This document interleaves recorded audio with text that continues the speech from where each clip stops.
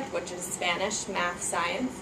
They'll forgive the loan. Other loans are in urban, low-income schools. Forgive the loan there too. So there's so many things. Don't jump into tons and tons of loans and debt if you can really find something out there. So I applied to probably 15 jobs in the Boston area. Knew I wanted to stay in that area if I was going to be teaching. Got 5 or 6 interviews, did a few second interviews, decided on Reading just because I felt like a good vibe from the department. And it was a big department, 10 teachers, 6 Spanish, 2 Latin, 2 French. And I'm already in my 3rd year, which is crazy. And it seems like there's a lot of turnover with foreign language teachers, so I feel like I'm already one of the older people in the department, which is not true. But anyway, I taught Spanish 1, 2A, and 4 for my first 2 years. It's a lot of collaboration. It's a great school for that. Some schools, they just keep to yourself. So if you're looking, make sure you talk to teachers. Do you work with each other?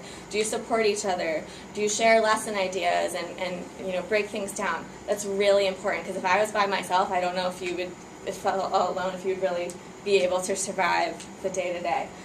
This year I switched out of Spanish 1. It's very tough because in high school we can't bring our pencils to Spanish 1. It's very difficult. So I went into 3B, which is a whole similar issues, but been great going to different conferences. Massachusetts Foreign Language Association has awesome conferences. There I learned about El Internado, which is a TV series from Spain. If any of you study abroad yet, has any of you gone yet? Yeah, I don't know if you saw that, but the kids love it, and we watch it 20 minutes every Monday. I do lots of different activities on it, pull out vocab, do skits, and I also learned about a Pasaporte project, which brings students, they have one country and they focus on a different topic each month, and so they each are like experts on their country by the end of the year, and that's been really fun because these kids, it's one step at a time in 3B, kind of slower pace, and it's just on their own, working how they want to work. So that's been fun. And when you're teaching, get involved, especially if you're a young teacher. These kids love having young teachers there. They do think that you're their friend, and they're like, they do say like, hey Meg, and things like that, which I'm like, please don't let any administrators hear you.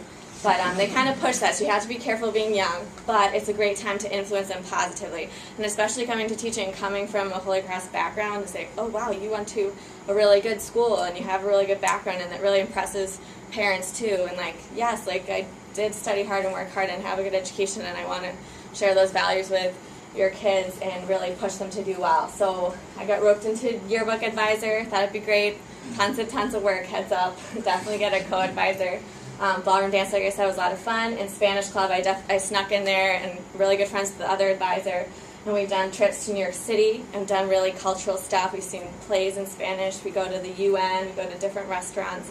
A lot of fun. And Puerto Rico, I went 2 times. This is us at a school in Guanica. And we go with a tour company of local Puerto Ricans, so they really show you kind of things that the local tours, the non-local tours, the bigger companies wouldn't necessarily give you.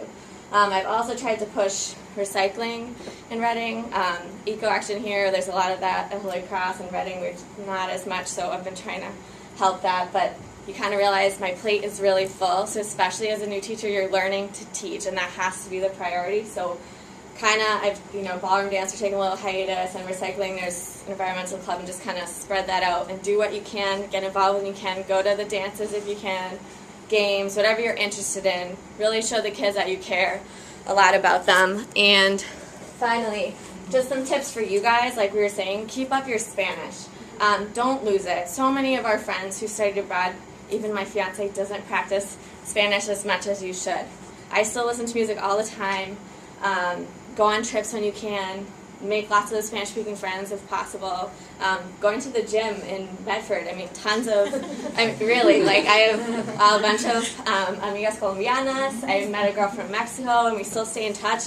It's just awesome. You can speak Spanish wherever you go, and I tell my students that. They're like, okay, lady, but you really can. And Zumba's a lot of fun too, because it has all the different rhythms from all different countries. That's been fun. Make sure you look into all the different options. If you want to do education, there's so much out there that you can do. With Spanish, busca becas, there's scholarships, like I said. Don't just go into, like, oh, I'll just figure it out later. Try and find the things that will pay you to do all these studies.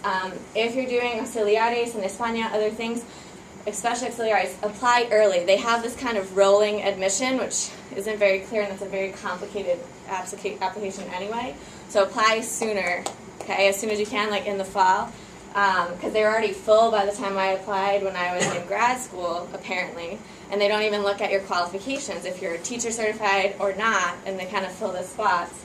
So definitely, I have a bunch of friends that have done it and really liked it, and Maureen did that. So they emailed in September when I already signed my contract, oh, there's positions in Andalusia. I'm like, oh, would have been nice. But I've gone back in the summer for traveling. We'll take kids hopefully in the future. And like everyone said, network.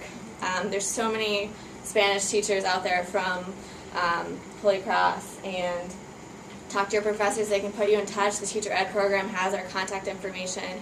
There are at least three other girls I know well that are teaching Spanish now. So anyway, I guess that's a good sum up. Just teacher, it's a big job. It's not easy.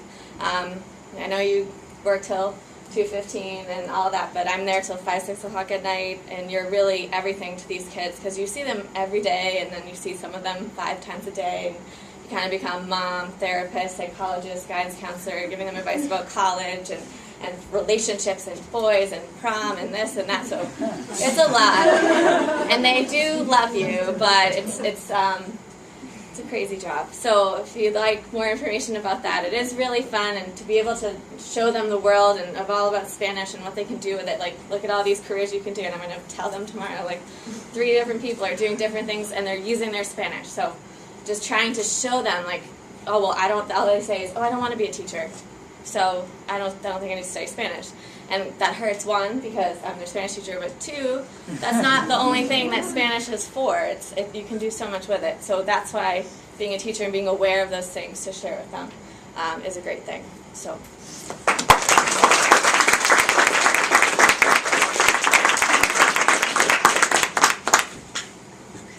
Preguntas?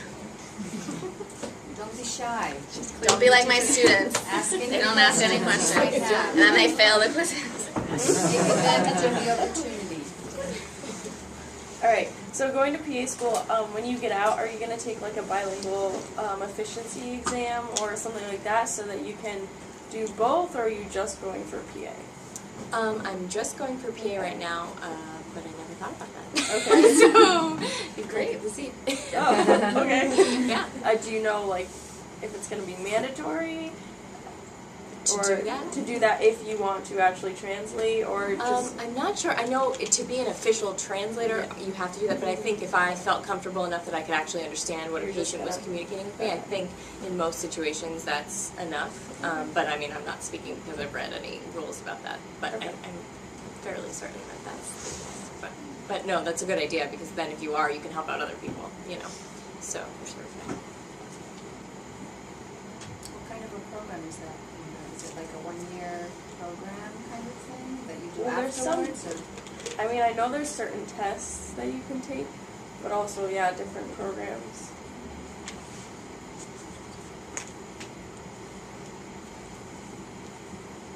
You mentioned that somebody did the auxiliar. Is that, you could tell me just about where you were, and a couple of us have applied to that and are under the 2,000 capacity, like you mentioned. We got it. I mean, we'll hear at the end of like the month, but just to tell us about your experience with that. Okay, well, I was in Madrid. I was in a neighborhood called San Cristobal, which is sort of outside the city, pretty low income.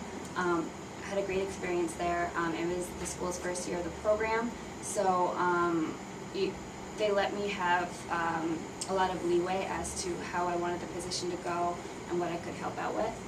And I know it really depends on what school you get put into.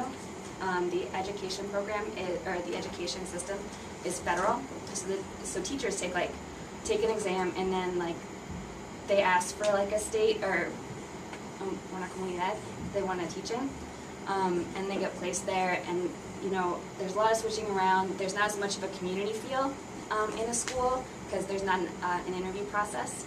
So people are sort of there, and I lucked out. I love the people I work with. I love the kids that I worked with. But it's, pardon my French, is the only word I can